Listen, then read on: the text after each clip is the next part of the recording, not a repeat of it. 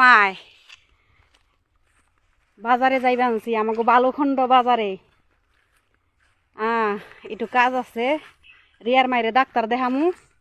doctor দেখার জন্য যাইতাছি রিয়ার মাই ওই যে রিয়ার মায় আমি যাইতাছি ধান ক্ষেতের ভিতর দিয়ে কদু ক্ষেত এই যে তারপরে এই যে এটি কি রিয়ার মা কলা ক্ষেত এই যে কলা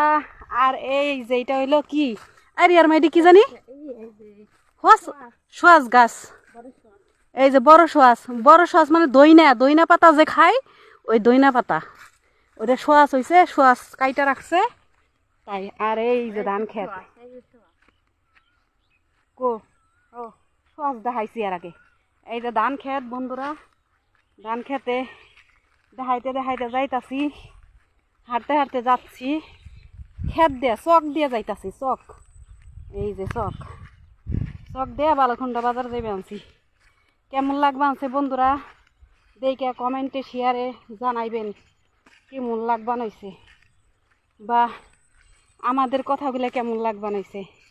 বন্ধুরা ধান ক্ষেত এত সুন্দর হইছে খালি সবুজ পাতা দেখতে মুগ্ধ হয়ে গেছি গ্রামের প্রকৃতি এত ভালো লাগে এত শান্তি যারা গ্রামে থাকছে তারা এই অনুভবটা করতে পারবো কিন্তু যারা টাউনে থাকে তারা ওই অনুভবটা করতে পারবো না তাই যারা টাউনে থাকেন আমার বাড়িতে সিরিয়াল বাই সিরিয়াল চলে আসবেন আইসা গ্রামটা উপভোগ করে যাবেন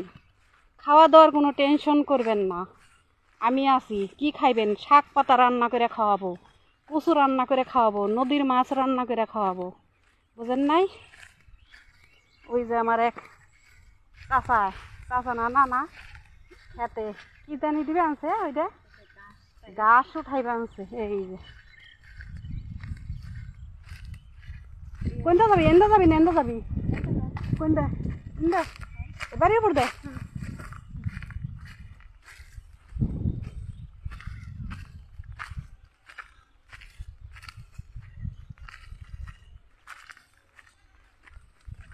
ওই যে